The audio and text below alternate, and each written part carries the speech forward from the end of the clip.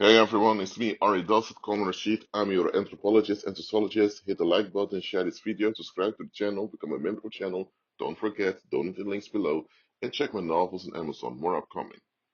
Question for you. Would you get a job without a contract? Would you buy a house without a contract that confirms the sale? Would you? I doubt you wouldn't. Imagine someone asks you, can you come and work for me? I'm going to pay you $200 a week. So you come, you work, you do the labor. At the end of the month, you expect to be paid all the 4 weeks. And now you act like I don't know who you are. Even the guy, even the nice, even knowing you. And here's the thing, because many of the other workers there don't want to get in trouble and lose their job, they also help them in denying who you are. As a matter of fact, now they act like you're trespassing and they call the cops on you. So they took advantage of you. You don't get paid, and now you're seen as a criminal, someone who trespassed. Now they even claim you stole stuff over there also. Okay, what if someone tells you, man, you want to have my car? Here's my car. I don't need it anymore. And they give you the key and drive away with the car. A few days later, the police arrest you because you stole someone's vehicle. And you tell the customer, he told me I can have the car. And the other guy denies it. Who's right now? Here's the thing. If there's a contract there, and on it's on paper with black ink, signed by both of you, that the car is yours, and you leave with the car. From that point on, if he calls the cops will say, "Well, it's his property. You handed it away, and it's confirmed."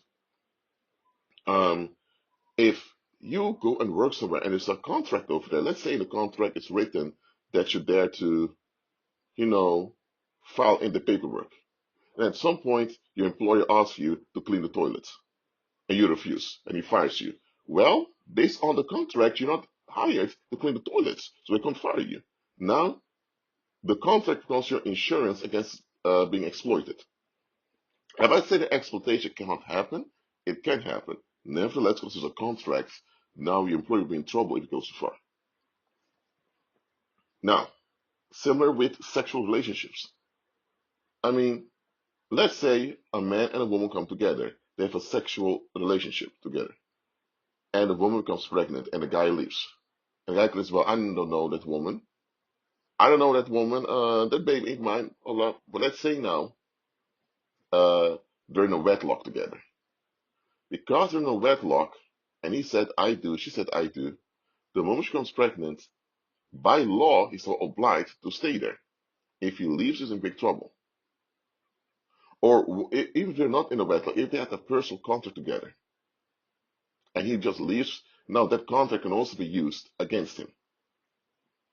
What I'm saying is, for the woman, it is required to have some type of certainty the guy won't just leave and abandon her. And for the man wants with certainty it's his children. Now, again, I'm not a defender of the wedlock, because the wedlock is not biblical.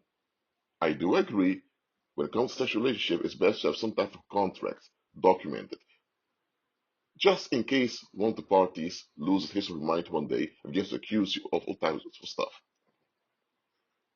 That way, you won't end up paying court fees to defend your innocence in a court of law. And sometimes they will choose to listen to the accuser anyway just to calm down society. Now you end up in prison. What I'm saying is that we use contracts in daily life as a type of cover against being accused, against being threatened, and against being exploited. That's why we even have educated lawyers or solicitors that can examine a contract for you to see whether it's proper or not. Look, why we use contracts, I just explained that. It's a type of security against being falsely accused or against being exploited. So those contracts are a way to cover yourself. Now let's move away from contract now. Let's say You want to build your own house, and you see an open field, nobody lives there, you start building your house. But later, someone claims, oh, that was my grandfather's property.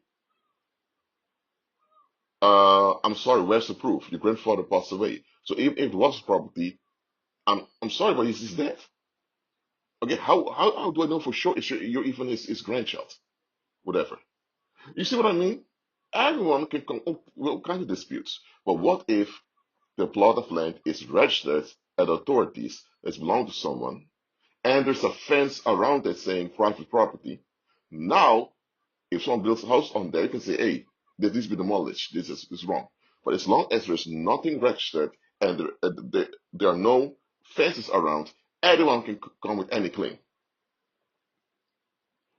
So what I'm saying is, even things like licenses to build something or to open a business, a lot of people say, well, this type of oppression, what does the government need to know everything about us? Okay, there are governments who are using this to enforce things like apartheid or racial regimes. That's true, and that's wrong. However, just think about this. Let's say you start your own business, and people around can stand the fact of your business over there because they just don't like you, whatever. If they attack you, they just attacked you. If they burn your business down, they burn your business down. They vandalize your business. But if you have a permit or a license from the government to do that, and they attack you, they'll also be attacking the government indirectly. And now they have a problem with the government directly because they attacked a consent given by the government. That's why you have a license or a permit put something back off. Let's say you go abroad to travel. You go to Mexico or Brazil, or you go to Indonesia, India, wherever you want to be. You just go to travel. If you have a visa to stay long term in the country and to work or do business, and the locals turn on you, they'll have to deal with their own government who gave you the okay to be there. But what if you didn't need a visa or a permit to just go abroad, start your business, and work do all that? Imagine you live somewhere in, let's say, let's say you live in Taiwan somewhere, and a lot of the young people that live there have a hard time getting a job. And you're a foreigner, an outsider, who didn't grow up there. You arrive and you get one of the best jobs. How will that make the locals feel? It will make them feel angered. They shouldn't be angry with you, but the thing is, it's easier to take it out on you. But if you come there and have a visa granted to you by the Taiwanese government, now the locals have to fight their government directly who grants you the visa. So now the visa becomes a cover against the public's violence against you. A lot of us don't think about these things. What I'm saying is, in life, you need to be covered. Look, let's say you have a firefighter. Will a firefighter just wake up from their bed and just go out there to blush fires? No. They'll be part of a team to help them out, and they'll wear a uniform. The uniform is meant to protect them against flames and against the heat and against other stuff. Let's say you have the riot police. The riot police needs to wear a uniform, including a helmet, bulletproof vest, all of that. Why? Just in case rocks are thrown, just in case the shootings happen, they're physically covered against serious bodily injury. If you are a cleaner and you need to clean a building that has toxic chemicals in it, you need to wear a special um, outfit to keep your body safe from all the toxic bacteria. If there are toxic gas over there, you need to wear a gas mask uh, to cover yourself. Now, look, life itself contains risks. We can never eliminate all risk. Even if you have a rental contract, the quote unquote property manager can still come up with weird accusations, or they can still act in a super way. Well, it will backfire, but they will still do it. Even though they will lose, some humans are just not reasonable. Even if you have a working contract, you can still be fired. And even if the police will tell you it's better for you to go back to that job, if they don't want you there, it's better for you to leave. Even if you have a visa to stay long term in another country, you can still get in trouble with the locals. So what I'm saying is worldly covers are just methods to reduce risk. There's nothing wrong with them. If you put a lock on your bicycle when you park your bicycle somewhere, it does mean your bicycle cannot be stolen. It's just less likely it's going to be stolen. Okay, so look, as human beings, we need to cover ourselves at the things we value. That's why you put a lock on your bicycle. That's why there's a lock on your front door. So there's not just anyone can just come in and out. That's why you have a password for your Facebook account, all of that. Look, you can never eliminate risk in life. You never can. But you can reduce risk. If someone wants to eliminate all risk, they're delusional. The only way you can have zero risk in life is when you're dead. It's when you pass away. Only the dead have no risk. As long as you're alive, there is risk. And that's just part of being alive. Now, that doesn't mean we cannot take measures against risks that may cause harm or damage onto us. Look, if you're married to someone,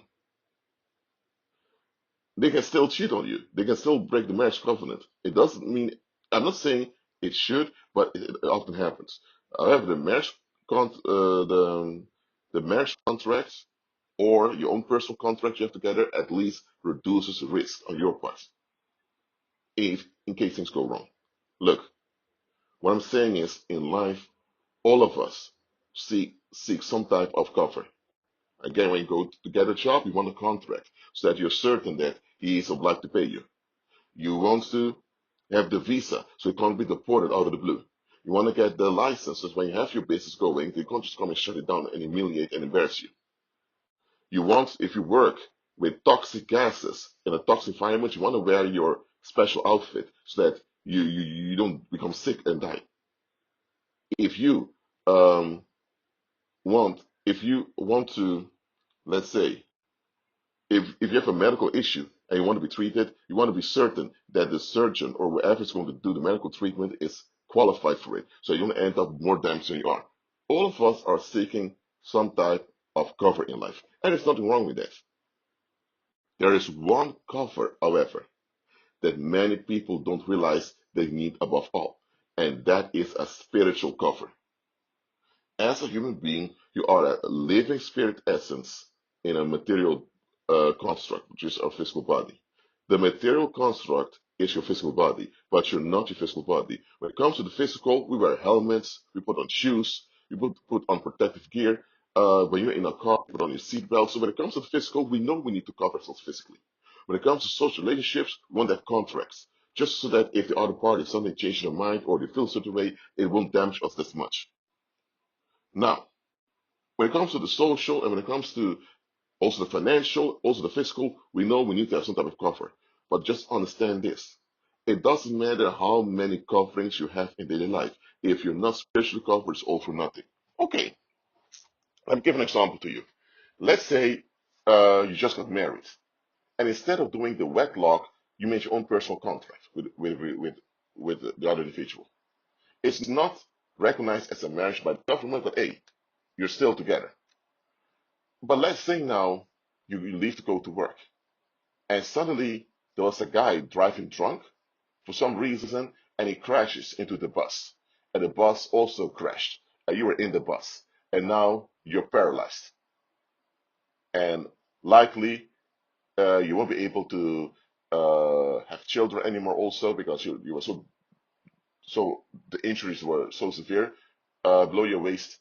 Now you have the marriage contract, but guess what? You can't benefit and enjoy your marriage, right? Because you're in a wheelchair.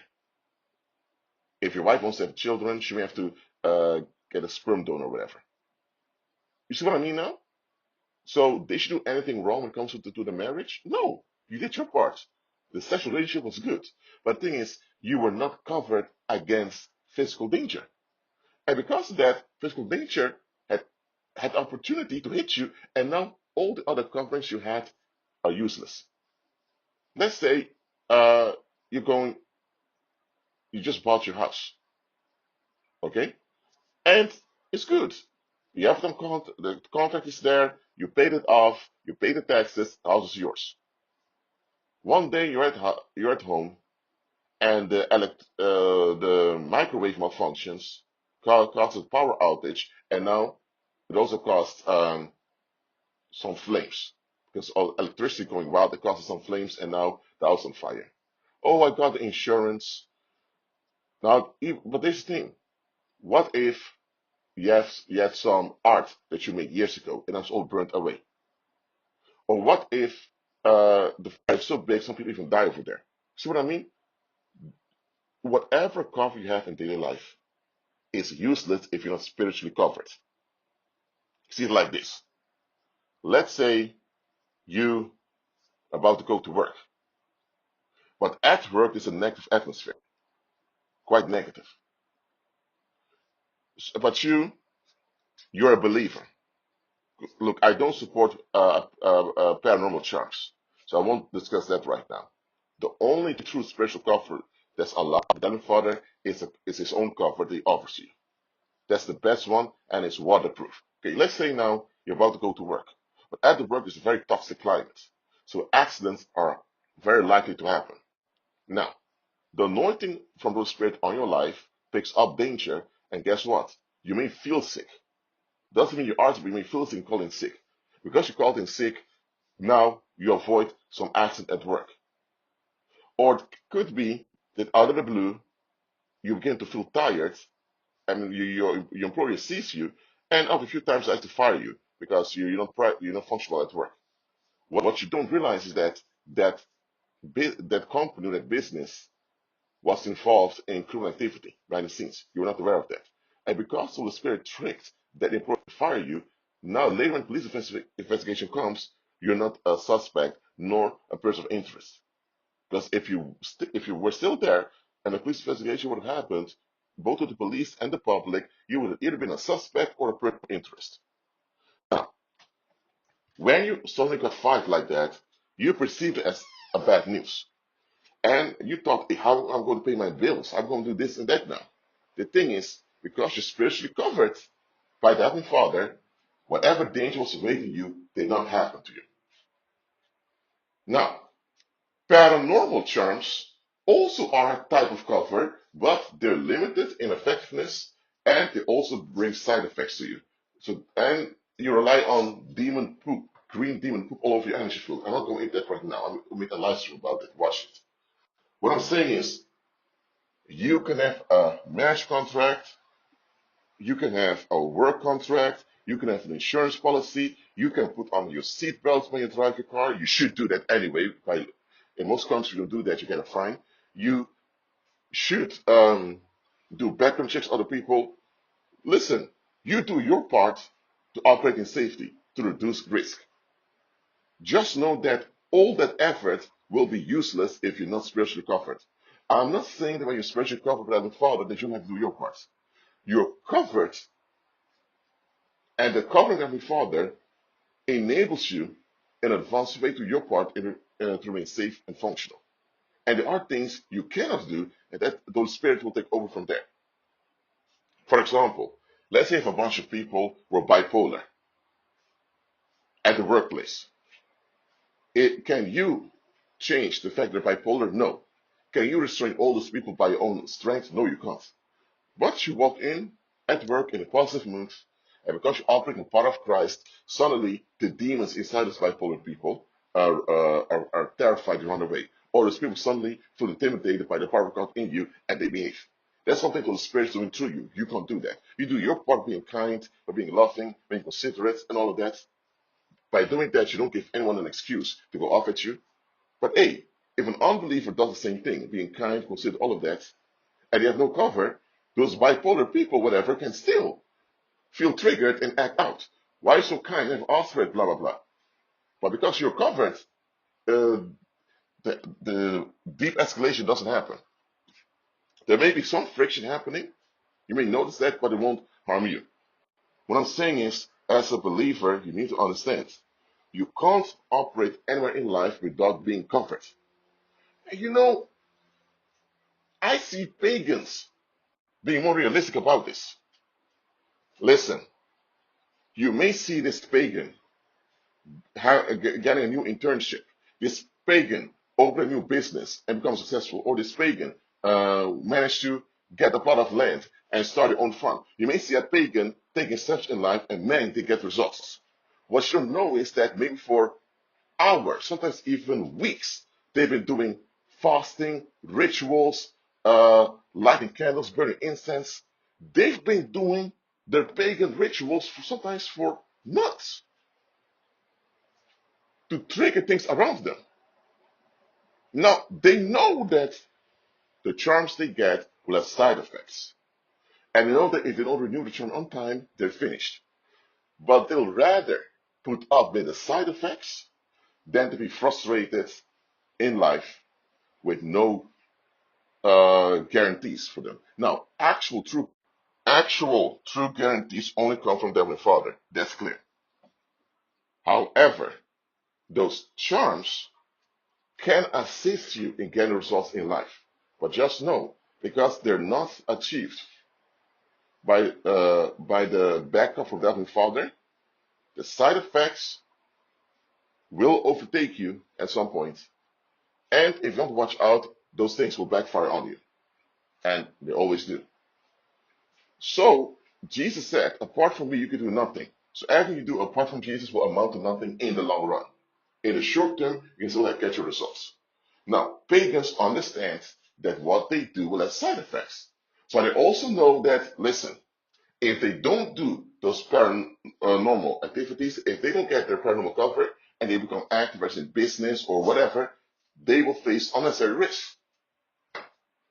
What I'm saying is, you see pagans being willing to put up with any side effect that comes just to get the results in life.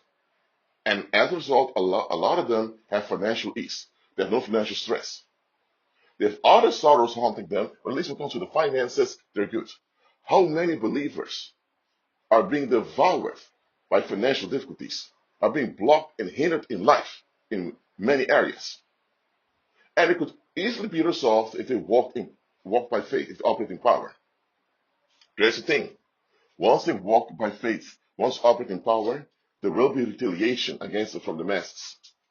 Violent, bloodthirsty retaliation. And a lot of believers want to avoid that. Now, pagans understand that in this world, when you value yourself and you want to move forward, people will turn on you. So the pagans admit, okay, we have to put up with that, and there's some side effects of the church, but you know what, so be it. It's either that, or we have to go through life depending on being at the mercy of how other people feel about us. And if people decide to feel bad about us, we end up being fired from our work, we end up homeless, end up dying, end up poor. And the pagan thinks, hold on a minute, we matter too. The pagan thinks I matter too. So if people won't cooperate with me, I will make them cooperate with me through tricks. Church will tell you, oh, there's witchcraft, black magic. It's wrong. Okay, I don't approve witchcraft and black magic. Absolutely not. What I also don't approve is this victim attitude that a lot of believers have taught with these churches, in which we're told that nobody owes us anything, but we owe society everything. We ought to do our part, and we have if others do their part. What the heck is that? What the heck is that? Yo, listen, why go into witchcraft and black magic if you have the real deal given to you by the Heavenly Father? You need to be covered in life, guys. Maybe you were applying for a job and you didn't get it. What you know is that the Holy Spirit behind the scenes tricked them to refuse you. Why? Because that job would have drained you. Or that job would have made you look bad if later some scandal came out from the company. Maybe you were good friends with some people, so one day they just stopped talking to you out of the blue. And you think, what did I do? What's wrong? Listen, those people, if though they're not your enemies, they didn't turn on you, not like that, because they are not walking by faith, and because of all these toxic issues afflicting them, they become a hinder onto you moving forward. And some of them would have been used by demons to attack you, and they would have been a benefit themselves. Listen, you need to be covered, and that's why you need to be flexible to follow God's guidance. God the Father will not tell you everything, but He will guide you. So you need to be sensitive to His guidance. Simple as that. Simple as that. Do not act without your cover in daily life. I'm talking about your spiritual cover. If you don't operate in your spiritual cover, no other cover will be worth it. What use is it to have a work contract? You're going to get paid, but you're not covered against false accusations. If someone makes a false accusation against you, and they start a press charge against you, now it's going to be a whole court case. You're bound to. Well, what if you have a spiritual cover that anyone with negative thoughts or negative intention towards you crashes instantly, internally? At that point, if people want to come and make trouble against you or hinder you, the moment they even think about it, they collapse. So there will be no charge pressed against you. You won't have to go to all those court cases, and it won't damage or harm you. This is what I mean. What's the use of having social, financial covers in life, even physical covers, if you're not spiritually covered? The spiritual cover goes above all. So keep on praying, fasting. Let prayer and fasting be your lifestyle. Keep decreeing and declaring. Keep meditating. Stay spiritually active every day, all the time. Well, that's it for now. Remember what the Bible says: pray without ceasing. So let prayer and lifestyle be prayer and fast be your lifestyle. Let prayer and fast be your lifestyle, and keep agreeing with Christ. Shalom.